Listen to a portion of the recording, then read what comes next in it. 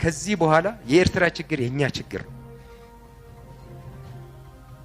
የኛ ችግር የኤርትራኖች ችግር ነው።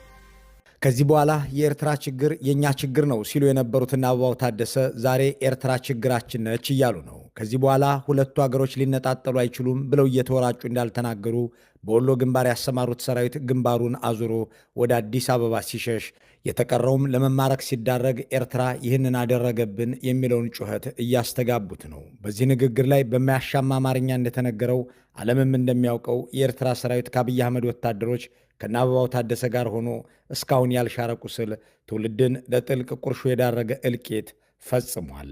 የድርጊታቸው እነ አበባውንና መሐመድ ተሰማን ብርሃኑ ጁላንና መሰለ መሰረትን የሚያኮራ ነገር ሆኖ አልፏል።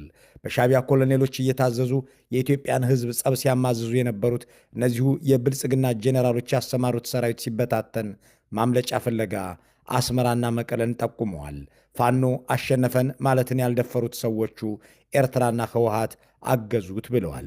እነሱ ይህንን ሁሉ ለማድረግና ለመተጋገዝ ሲያቅዱ አስቀድመህ ለምን አልደረስክባቸውም የሚለውን ጥያቄ ትተነው አንተ ስታደርገው ልክ ሌላው ሲያደርገው ስህተት የሚሆነው እንዴት ነው?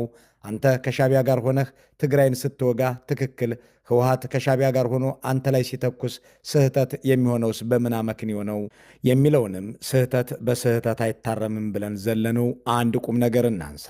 ቁም ነገሩ ለአገዛዙ ምዕመናን የሚቀርብ ነው። ብልጽግና እየሞተ የነበረን የሻቢያ መንግስት በኢትዮጵያ ጉዳይ ጎትቶ አስገብቶ ገድሎም አጋድሎም አብይ አህመድ ለኢሳያስ አፈወርቂ ቀለበት እያሰሩ አስሩንም ጣታቸው በኢትዮጵያ ጉዳይ አስገብተው እንዲፈተፍቱ ፈቅደውላቸው ከተቀበሩበት ቀና ብለው እንደነበር አይዘነጋም። በእነ አበባው ታደሰ አገላለጽ በአንድ ጉድጓድ እስከ መቀበር የሚያደርስ መዋደድ፣ ቆሎ የሚያጓርስ ፍቅር ነበራችሁ። ለምን አሁን እዚህ ነገር ውስጥ ገባችሁ?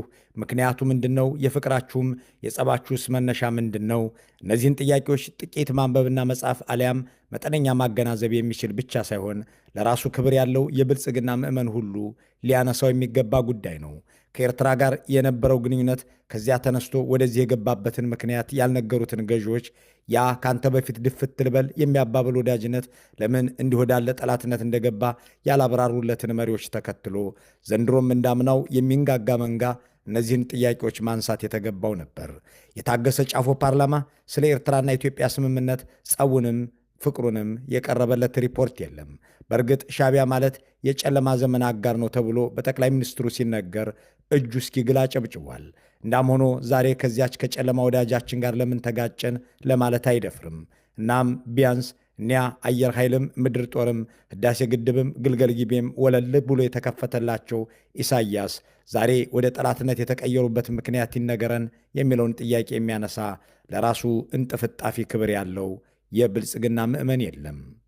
የኤርትራ መንግስት ከኢትዮጵያ ህዝብና መንግስት ጋር ቆሞ የኛ ወታደር ጥቃት ሲደርስበት አብሮ የቆመበትን ጊዜ በከፍተኛ አድናቆትና ክብር ነው የምናየው። ይሄ መቼም ታሪክ የሚሽረው ጉዳይ አይደለም። እንዲህ ካለው መወዳደስ ወርደው ዛሬ ወልዲያ ድረስ መጥተው ወጉን የሚሉት ብልጽግናዎች ሻቢያ በእርግጥም እንደተባለው ወሎ ደርሶ ከሆነ በር ከፍቶ እየመራ እዚህ ያደረሰው